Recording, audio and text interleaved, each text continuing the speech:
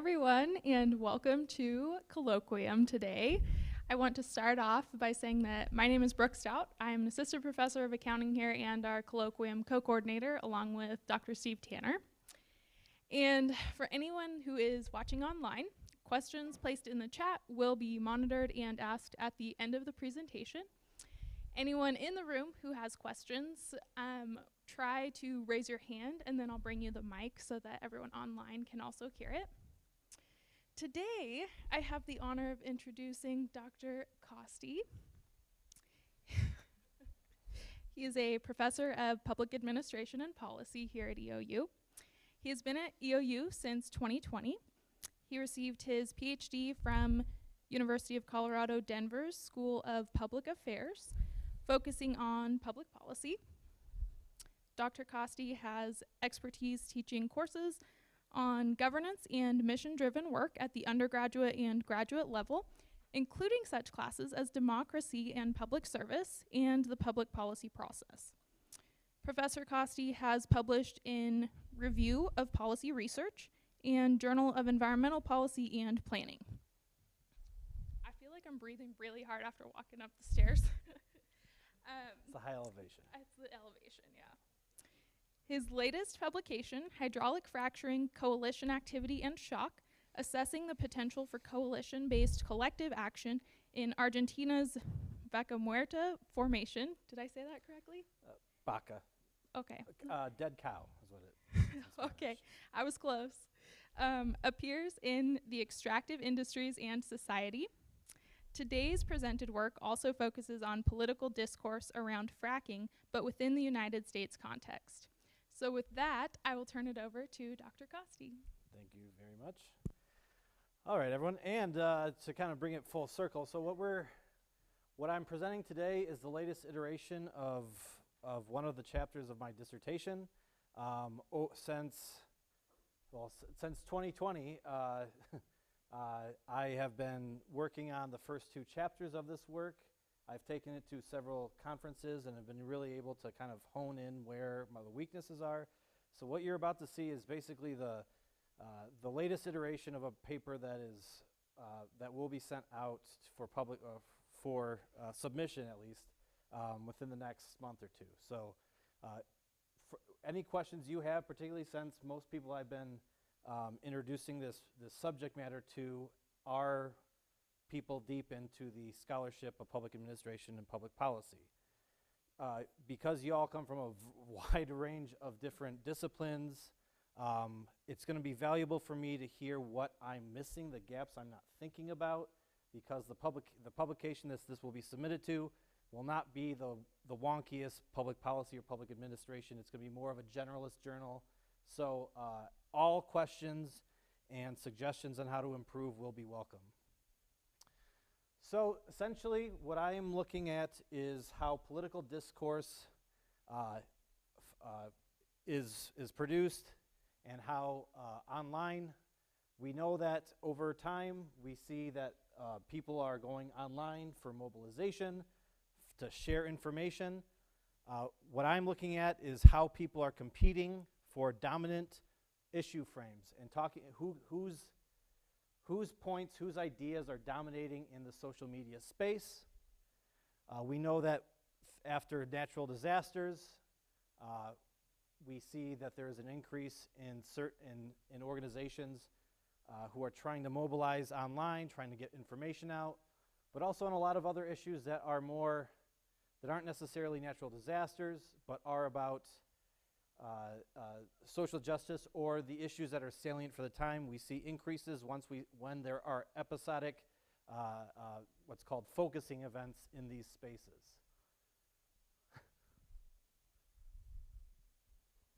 Oh, wait, what's going on here?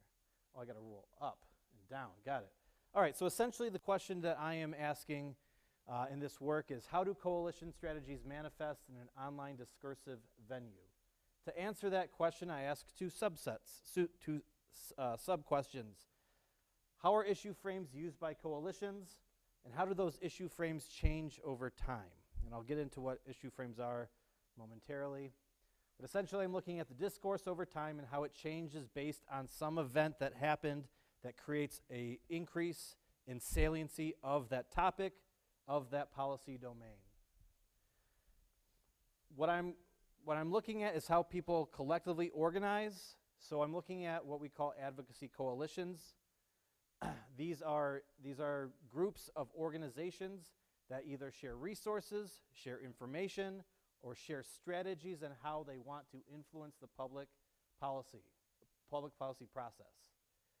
More traditional, if this was more of a classic political science empirical work, we would be only looking at the iron triangle, which are bureaucrats, interest groups, and legislatures. Those are the only three groups or entities that matter when you want to learn about how public policy is shaped. What I'm arguing is you have to get out of that traditional mindset and understand that there are other organizations that are also influencing how public policy is created, if not only through shaping public opinion, and if not only through engaging in online discourse. Even on online discourse, you can see that there are studies that show that there are strategies being employed by both grassroots organizations and these large, more well-known organizations that have very specific agendas, and they're able to get their agendas manifested into policy. However, grassroots organizations through social media are able to compete with these, at least discursively. Oh God. So what we are looking for is participation in this discursive space. To what extent do we see organizations such as Exxon and Chevron and Greenpeace and a variety of different well-known organizations who have lots of resources, to what extent are they engaging in these discursive venues, and also what other grassroots organizations are also in these spaces, and are they seeing as much traction with what they are submitting to the collective discourse. So we want to know about who's available, who's there on Twitter, but also what they're saying on Twitter. So I want to know about the framing, but I also want to know about the actors. A third part, and hopefully I'll get to the third chapter of the work, is looking at the relationships between these organizations. So looking at the social networks that they create by engaging in this discourse. We talk about these advocacy coalitions as it relates to what's called the subsystem, and this is also understood as the policy domain, the area in which policy activity operates. So I'm looking at this, the unconventional oil and gas policy domain, but we can also understand a variety of other domains, such as regulation of cryptocurrency or more broadly, public health subsystems. But there are certain subsystems that are particularly adversarial, ones that have a lot of conflict in them. They operate a bit differently than a subsystem where you may have different coalitions who are operating and trying to influence policy in different directions. But in adversarial subsystems, you're likely to not see as many of the groups that oppose each other actually interacting. You will see less trust, and you will see less learning across these groups. We call it the contagion of conflict because we expect to see that they're not using the same strategies, they're not even engaging in the same framing. They're going to stay away from the frames. Well, as we'll get into it, we'll get into the issue frames. But essentially what I'm saying is there's very little indication that there is space for consensus building. There's no association and no trust. I'm going to use what's called a major policy change to see how an impending major change to policy influences how they participate in an online venue, but also how the framing, what ideas they're spreading changes before and after that event. So I'm going to look at a major policy change in policy and administration. We call this a focusing event. It's something that people aren't anticipating happening, but one group is certainly feels threatened by an impending policy change. There's typically an increase in conflict once once one of these focusing events change or occur, if we see major policy change as a focusing event, we can see people may be mobilized, which may increase conflict if they see something coming that they think is threatening. The issue will expand. People who don't usually care about certain issues start involving themselves in these things. So we find latent organizations and latent individuals now are becoming active. So that's going to be the focal point for my temporal aspect of my work, how it changes over time. Now let's talk about framing. Frames are as old as politics. When we talk about stuff, when we make an argument, we typically frame it in such a way that we focus on a variety of things. Either we focus on the nature and severity of an issue, we try to make some sort of causal relationship between X and Y. We talk about the deservedness of people to receive a public good or service, or how they're undeserving of that public good or service. We talk about who's responsible, who we should blame for certain things. And lastly, we also talk about what the implication of something is, or the justification for why something happened. The last two, implication and justification, are particularly important for public policy because it's talking about why your justification for supporting a certain policy position. Also, in order to get people on your side, or at least to be more persuasive, you talk about the implication of that policy position. So while all these different ways we use framing in our rhetoric and our argumentation, I'm focusing on these last two, this idea of the implication of a policy position and the justification for that policy position. So remember when I talked about that focusing event, that major policy change? The one I'm using is the fracking ban in New York. In 2008, there was a moratorium on fracking, which then in 2014 turned into a total ban on fracking. Before the moratorium, there was about 84, man, I'm bad with big numbers, but a lot of shale oil and gas in the southwest corner of New York. And so those rural communities were really banking on that economic development.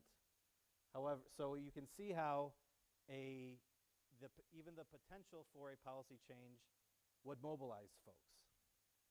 Well, in 2014, the ban took place, so now I'm interested in knowing if, hey, did that lead folks to expand the issue, to use a variety of different issue frames in order to get more people involved? Let's find out. So essentially, we're going to be working with, I have three expectations. I know the end of this paper, so I had three expectations. The online, I won't spoil anything.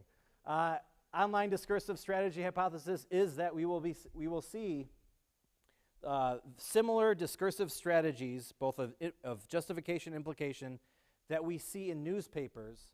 We will see those same dominant frames being employed online in these social media spaces. I'm also arguing that the issue frame congruence hypothesis is that, like I said, because there's such a high level of conflict, the issue frames used will not be the basis by which they have these conversations. They will not be using the same frames, therefore they're not necessarily talking to each other. And lastly, and this is the temporal aspect, I want to know how it changes over time.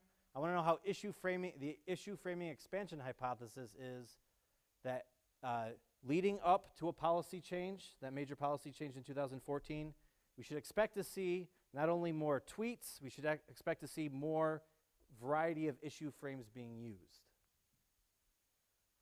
So let's get into the methods part. So when I was at University of Colorado, Denver, I was part of what's called the WOPR, which is the Workshop of Public Policy Research. We were doing what's called a snowball sample to see how many actors in Colorado and New York were involved and active in shaping public policy in some way, shape, or form.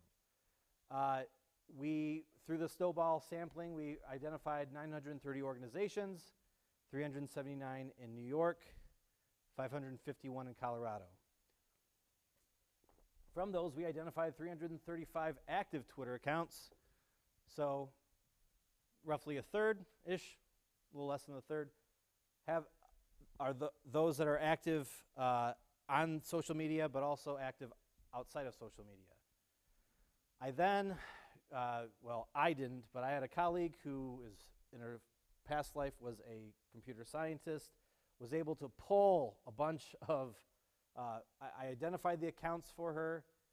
I identified what type of keywords around hydraulic fracturing and conventional oil and gas, a variety of words that allude to what I'm interested in.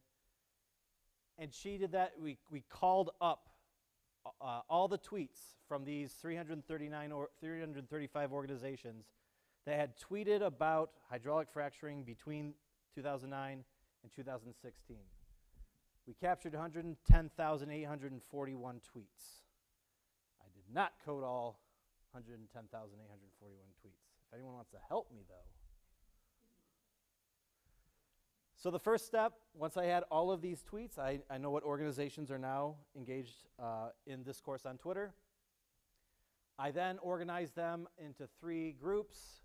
One that is anti-Twitter, anti-hydraulic fracturing, pro-hydraulic fracturing, and those that are unaffiliated. Essentially those who are talking about fracking, but there's no justification or implication within their discussion. Those are typically universities or research institutes that are more talking about the science, either the social scientists, social science, or the biology or the hard science aspects of these. Anti can be anyone who wants it to be banned outright or wants it pulled back. Pro-fracking are those who want the status quo kept or the technique to be expanded. So looking through newspapers, I identified 2 very dominant frames in which pro-coalition actors would talk about fracking. They talk about it in terms of the economy. They talk about it in terms of energy development.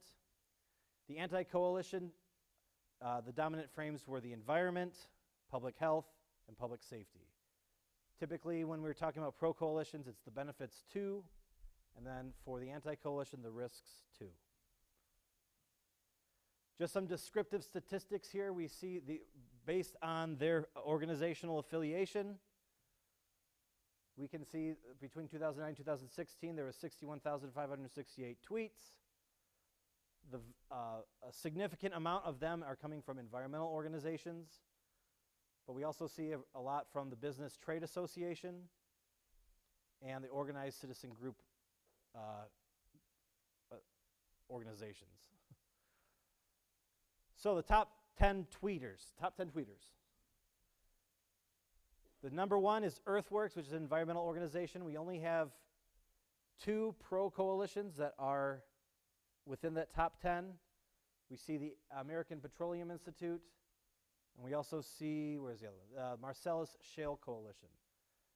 American Petroleum Institute is an organization that, well, it's a trade organization essentially, so it speaks on behalf of these oil and gas companies. But we can see the top 10 tweeters, and we also know that 48,000 out of 61,000 tweets are coming from the same 10, which kind of reflects similar trends on Twitter where, what is it, only 10% of people, or 10% of people on Twitter are the ones who are making 90% of the discourse. So this kind of aligns with that notion that there are specific organizations that are that make up a disproportionate amount of the discourse. And for Twitter, or for this type of subsystem, we see that a lot of them are anti-fracking, part of the anti-fracking coalition. So, going back to the framing. Framing took 3 rounds of intercoder reliability tests to be able to make sure that there's some sort of internal validity to the measurements that I applied, i.e. what codes I used.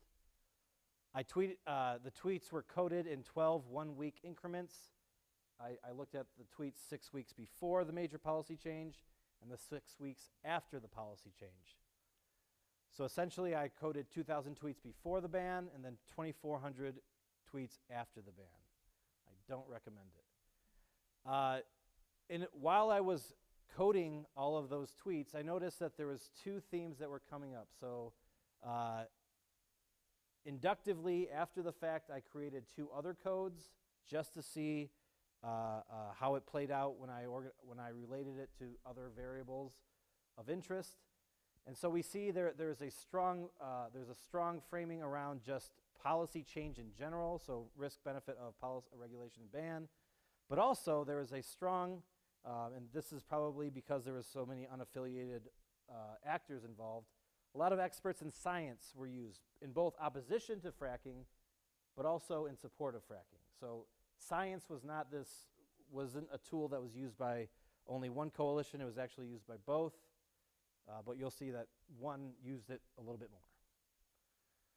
So here are the frames. So this table is organized by those different frames: economic, environmental, energy development, public safety and health, policy and use of science, and then that flavor of implication and justification is the risk and benefit. And then we also have it's organized by the anti-coalition, the pro-coalition, before and after the policy change. What we can see is there is a moderate amount increase in these frames. We're going to be looking over time in just a second. But what's important about this table that speaks to the issue congruence hypothesis is we can see that they aren't addressing each other.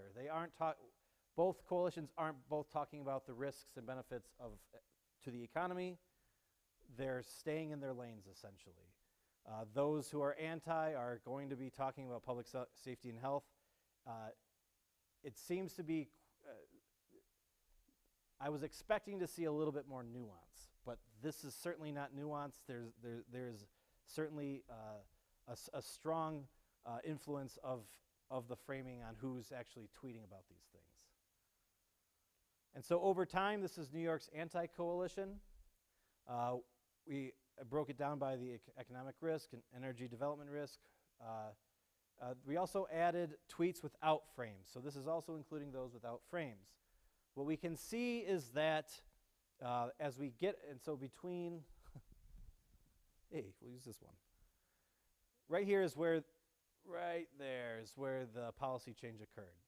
So right before the policy change, we can see a relatively strong increase in the amount of issue frames being used, and then right after a more normal state. So there is a little bit more issue frames being used, but let's look at the pro-coalition. The pro-coalition overall is using more issue frames. What we also see, just like we did with the anti-coalition, there's an uptick, and it maintains a little bit higher after the fact, but we can still see that the lead up to the policy change does correlate with an increase in the amount of frames being used. The diversity of frames also, the composition of the framing is changing as well.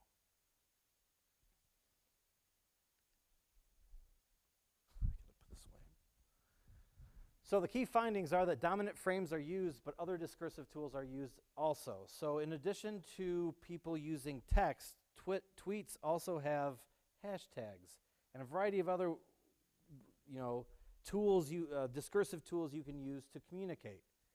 And so in addition to seeing a frame being used, you're also going to see a hashtag being used. What was interesting also was that even though that these tweets could only be 240 characters, which, does anyone know when that started? Because this may have been actually before, because it used to be 180. I don't know when the changeover happened, but the fact that even with 240 characters, the fact that they're putting in multiple frames into one tweet says something. That's a dense tweet in a single tweet. There's little issue congruence between opposing coalitions, which validates my issue congruence hypothesis. The risks are more salient than the benefits in the overall conversation, meaning we see the anti-coalition risks are more frequent, and the dominant issue frames briefly increase before major policy change. So we do see a slight increase in the amount of issue frames. We also see a change in the composition of those issue frames, particularly for the Pro Coalition. But there's limitations to this work. Do we really know what the language of Twitter is? Do I really, because of the tweets, because of the hashtags and those other tools, is the frame giving enough of a complete picture to make any sort of educated judgment on what's actually happening in these spaces? There's another issue, and this is more scholarly at the moment, but the idea of coalitions is this notion that people are actually interacting. But they have to interact like substantively. There has to be meaningful interaction, right? However, it's really hard to figure out through social media if people are engaging in meaningful interaction. Are they coordinating meaningfully?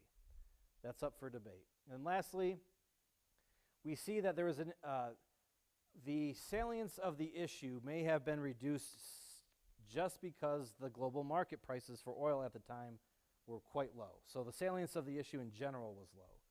So if we did this at a time like now where gas is quite expensive, people are looking for alternative sources of oil and energy in general, would that increase the salience and change the kind of the makeup of these coalitions, at least discursively? So the next steps for this work, as I said, that I've also coded Colorado data, and so I'm looking to compare the two, try to figure out a way to get across a good point, tell a good story without adding too many things. Adding another comparison to this may be a bit difficult, but I think it's interesting to look at a state that didn't have a major policy change to see if that has any effect. Or if that effect or if that ban in New York had some effect on the Colorado subsystem. Are all politics local? Maybe not anymore. And then lastly, I would love to start analyzing the social networks of those top tweeters, create some social networking maps, measure the strength of that cohesion, and look at that over time. If you'd like to nerd out on some of this stuff, here are some works. The top one right there, that's kind of the Bible of public policy process. So if you want to learn more about advocacy coalitions in general, it's called the advocacy. Well, wait, this is not the right one. It's called the policy process theories. Oh, it's there. Yeah, theories of the policy process. It's hard to read book references. And then the last three are applications that are dealing with both coalitions, discursive strategies, and hydraulic fracturing. But that's it. Thank you. I didn't even keep time. Sorry. 4.5 hours. Not bad. Thank you. So now what? What do I do now? Oh, you clap. Okay. And then I say questions, or you say questions? Questions. Did I talk too fast? Peter.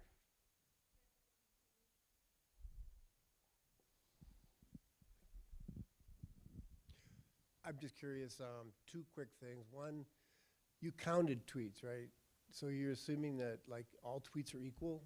Are all tweets equal? I counted all tweets of the organizations that's self-identified as being active in the policy process. So we sent them a survey.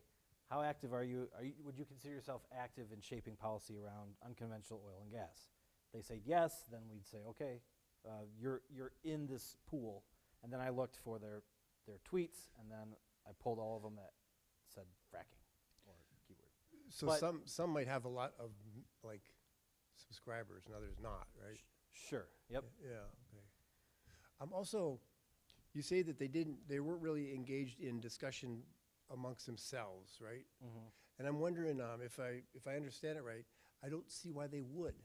Aren't they there to like throw their opinions out and affect the direction of the thing, not so much convince the opposing folks that they're right or wrong? Right. I guess the theory would be that if this wasn't, if this subsystem wasn't as characterized by tension and conflict, then you'd see more of it. Maybe not. Maybe not have been like equal or even close to equal, but you would expect to see more people engaging in the same topic. Like talking, you could have someone who's saying hydraulic fracturing is great for the economy, and then someone else saying, no, it's not great for the economy. It's, but that's not happening. It's instead of saying fracking is good for the economy, no, it's bad for the environment. So you're not talking the same language almost. And so that seems, maybe it's not demonstrating, it's certainly demonstrating that they're not interacting, but the precursor to even interaction is talking the same language. If you're not even, if you don't have agreement on there's a problem or this is what the nature of the problem, then you're certainly not going to be engaging in any substantive conversation about solutions.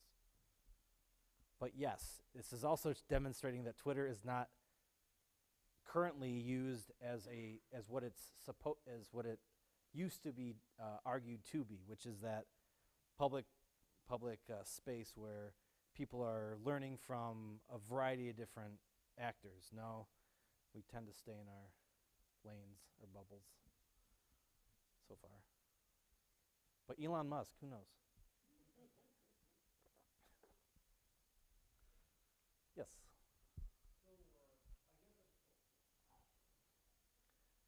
And what's your name? I'm Nathan Smoots. Hi, Nathan. I'm Daniel. Yeah, good to meet you, Daniel. Too. So, the organizations you were studying seemed to be talking past each other. They wouldn't argue against each other's points necessarily. They were both using science, but it seemed like in a vacuum, is what you were saying. Yeah. So, I mean, science is pretty broad, but if we see science tweet as a tool, Yeah. yes, they would be saying, this is the science that supports my claim, and then using that to say, okay, hydraulic fracturing isn't bad because the science says it's, putting chemicals in our water or something. While the other group would say, well, hydraulic fracturing, the science shows that hydraulic fracturing is actually better for the environment than traditional. But you never had them like on the same tweet stream. No, that's the third. That's the social. I haven't done that yet, but Yeah, I guess what I was going to. Well, I guess what do you think are the challenges in dealing with engagement? So they weren't talking to each other, but I'm sure there was a lot of heavy contention once you got into the replies with third parties.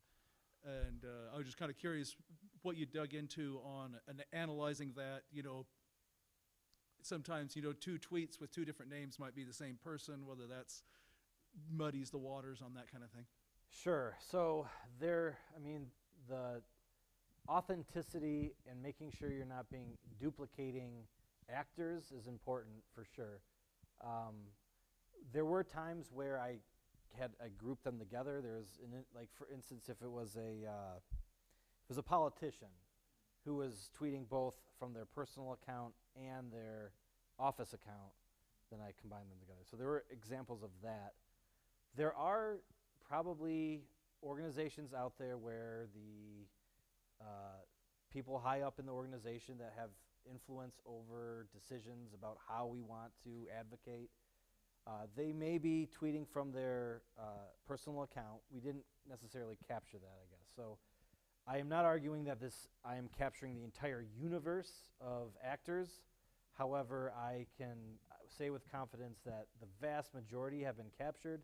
And not only that, I've captured many organizations that do have influence in New York politics who typically are left out of such scholarly work. Just because, like I said, typical political scientists focus on the Iron Triangle and only care about those. But I do, really involved in policy influencing policy, and then they don't offer your name up. You don't get into that pool. So essentially, the snowball effect was me asking organizations, so who else is involved in this, and them giving me the list that I look at. So if people were tweeting, regardless of if it's an organization or an individual who were responding to a tweet, I wasn't capturing that. unless they were in that original pool, and then I would have captured it because it would have, if it said something along the lines of hydraulic fracturing. But this also gets to a point, sorry, about what I could have missed tweets where, you know, because it's language is flexible, and so, you know, and you may have seen tweets where people deliberately misspell people's names so that they don't go viral. So it's hard for us to keep up with all of these different tactics, and so there is a chance that I am not capturing some tweets where they have a hashtag and they spell hydraulic fracturing wrong or something, or truncate the word or something like that. Curious, you're referencing social media and the impact, but it appears your work is focused on Twitter, and depending on the platform, I think there's very different players and audiences. Sure. Is it truly just a Twitter study, or is it more broad and you just focused on Twitter in this presentation? So I focus on Twitter in this. The reason I chose Twitter and not Facebook or Instagram, well, TikTok wasn't around when I started this. Maybe I should. But tweets are more publicly accessible. You don't need to be a friend of someone to see what they're doing. And so of the social media platforms, this is the closest thing to a public space we have, unfortunately. And so if I had access to these organizations, assuming they're all on Facebook, that's a great question to know if they are, I would imagine that they would have a understanding who the demographic of Facebook is, which is a much narrower slice of the demographic who goes on social media. I would not be surprised if it's a different makeup. So, so yes, this is probably telling us more about Twitter than it is about social media in general. But at the end of the day, this is just one of a variety of venues that people can interact with, both in person and online. We can think of venues as any place where someone can give testimonial or learn or engage. And so this is maybe just one venue, but it has rules to engagement that decide who can interact and who can actually get their influence out. Just like at a town hall meeting or anything else, based on, you know, the time of day and how well you get the word out about it, you are at some point influencing who can participate in those venues. And so this is just one venue of many that come with its own regulations and rules that dictate who can participate and who cannot. So that's a long way of saying this is a study of Twitter.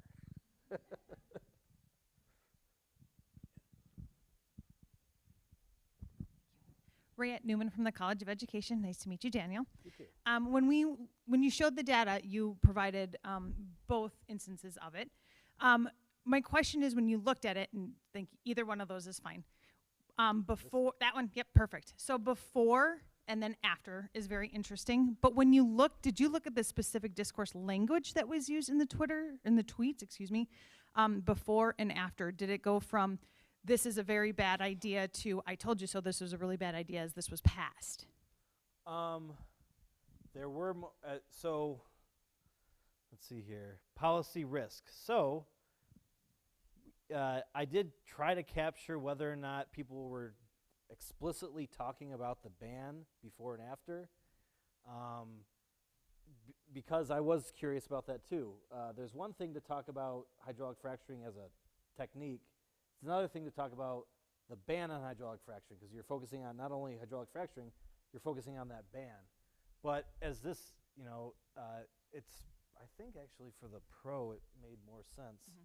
Yeah, so yes, did you identify that the quick time I had it up? Because you are correct. So we can see after the ban, you know, there was risk of the policy increased.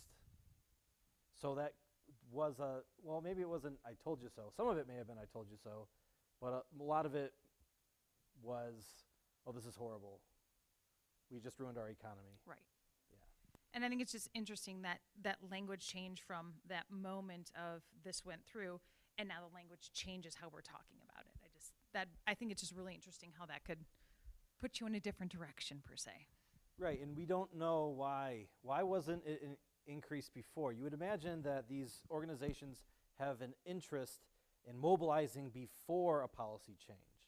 But this is not what happened. Granted, they may have seen the writing on the wall and didn't really see the point in building up that type of framing. However, it doesn't explain why they started doing it afterwards. But yes, I did notice that, and that's why I started coding it after the fact. So it wasn't one of the original codes. Nick.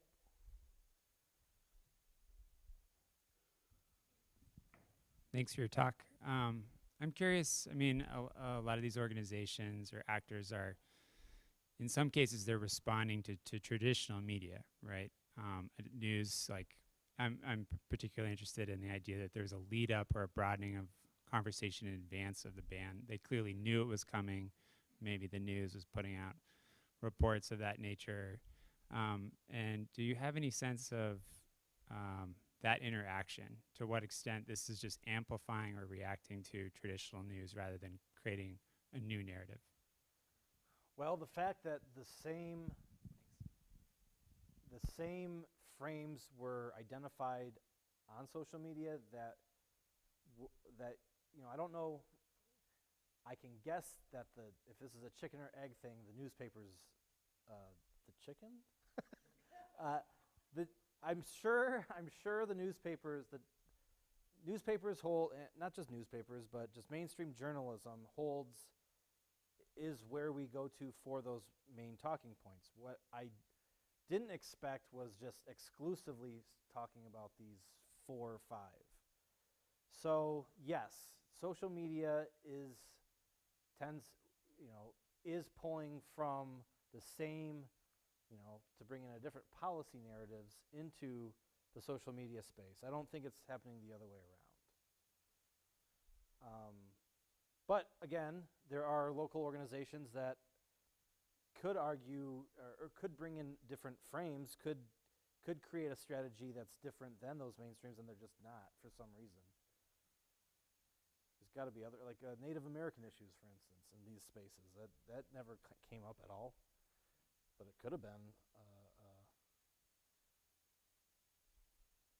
because a lot of this stuff is happening around those areas.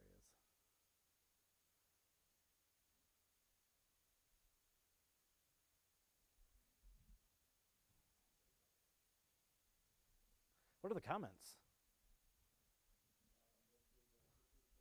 Oh, thank you. La, la, la, la. Hey, Matt. Hey, so I'm going to approach this more from sociology. So we talk about framing too. I was wondering about picking up on the point, the internal composition of the frame. Did you see it moving from like a diagnostic or like a prognostic sort of frame to a diagnostic, or was it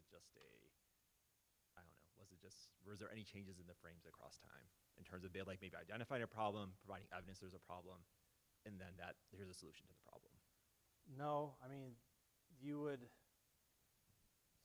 it wasn't as if solutions were offered after the fact. No, they were, it was typically problem definition, not solution oriented. I mean, if the ban itself could arguably be a solution, so the ban was talked about, but as you can see, it happened, the ban happened afterwards, so some solution was discussed afterwards, but I didn't see any indication that there was any pattern to that as it relates to before or after. So like for I guess it would be the anti, or whatever the coalition that was against the ban, did they offer solutions instead of the ban, or like after the ban was put in place, didn't have any other? No. That was just like it's hurting the economy. No, there was, it's hurting. The anti wouldn't say it's hurting the economy. They would talk about public health, like it's a risk to your children. It's way too close to schools. I mean, implied in that is that the solution is to get them away from schools and get them away from children. But you know, in 240 tweets, you're probably not trying to bring out a comprehensive plan on a solution. You're more likely to just focus on convincing people that this is a problem in need of mobilization. Maybe it's because solutions don't mobilize as well as problems do. Nick?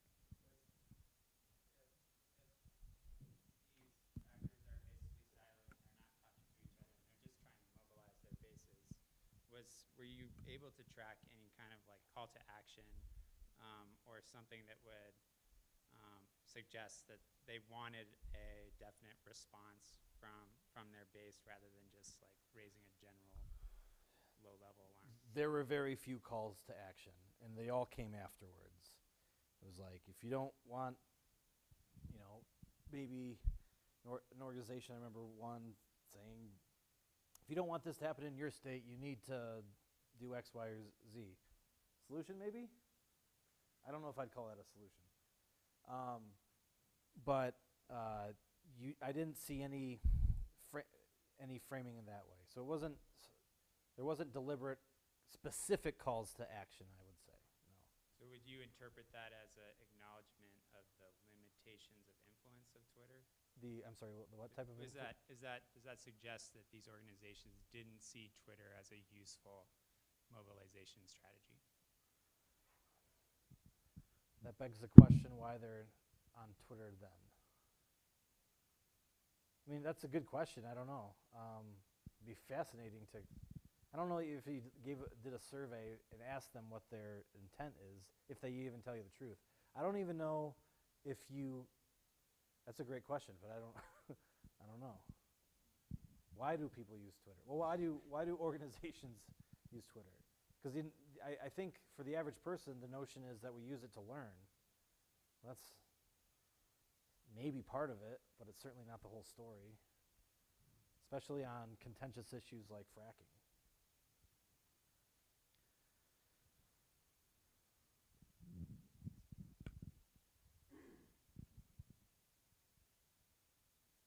Okay. Oh. What was like the follower count on some of those? Because I have that. I don't think I have. or if you have like an average on, you There know, on was either pro or. There was no relationship between the amount of tweets and the amount of followers, if that's what you're getting at. So those top 10 tweeters weren't necessarily the ones with the largest followings. So I don't know. So I find that to be a very interesting, and looking at if and when I do the social network analysis, that's the kind of stuff that's going to be really cool, is to look at, okay, so these are the ones who tweet a lot and have a lot of followers. Who are they talking to? Or are they talking to the other organizations in this pool? Or are they just talking to just average organizations or people? Because you don't really have any control over who follows you, do you? Right.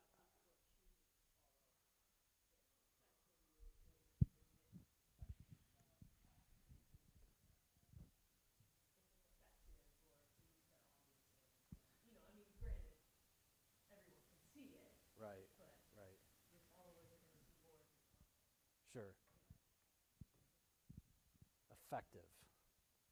I'm a long walk from being able to argue effectiveness of these strategies, but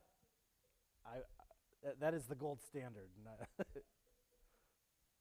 Yeah, building on that, I guess, if you're thinking about influence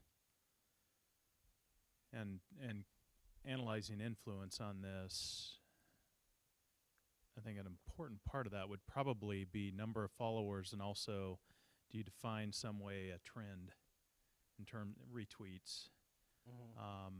Because to the point, yeah, you can access everybody's tweets, but the algorithms don't drive what you see that way, right? Right. So in terms of mobilizing, at least how it occurs to me is organizations or individuals tweet emotionally charged statements Sure. to try to get trend, which That then was- maybe is the influencing factor that they're trying to get. And it'd be interesting as you look over time, they're Yes. testing.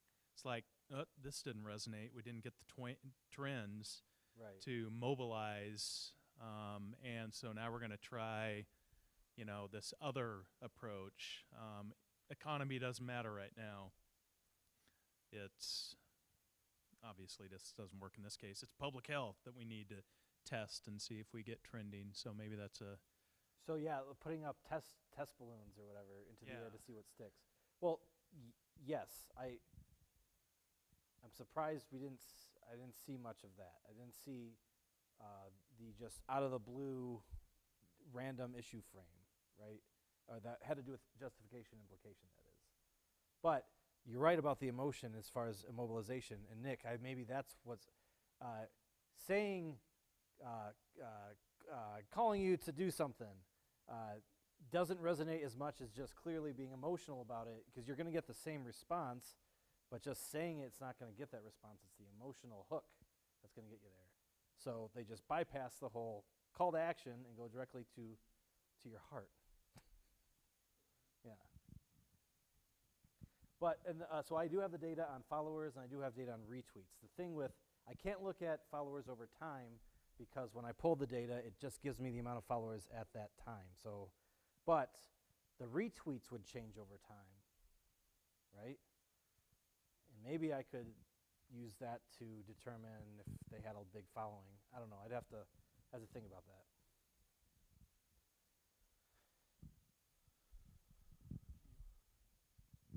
Hey, Nathan. Now, can you hear there? Would it be useful to, probably gets into some AI and trying to, do some fuzzy stuff. But it'd be interesting to see how many of the followers echo something, not necessarily retweet. Like, you could look at these two groups like generals, but maybe they're not the people fighting. If you see people repeat a similar talking point in engagement with people who support the other side, that would be interesting to see how the influence was acting. As especially like replies, like you had dueling science, but not necessarily these two groups interacting, but maybe their followers were posting on each other's. Yeah. So we'd have to go down a level and maybe call these players, the pool I have, like the main players, but then looking just below the surface to see who their soldiers are, and then seeing how many weak ties are connected to the other coalition. Yeah. Are you familiar with the term weak ties? It's a social network term. So the idea is that in order for learning to happen and for innovation to occur, you need strong ties and weak ties. Strong ties are the ones that, like, I'm friends with this group of people, but we recycle the same information because we've been around each other so long. But in order to get new information, you need to have weak ties. You need to have that friend that works at the bike shop that you only see every 6 months, but you get a beer together and it's great. You learn stuff from them, and then you are able to learn new stuff. And so the idea of weak ties could be that thread that may help us learn from each other. That's quite idealistic for me to think that, but it's possible. Thanks.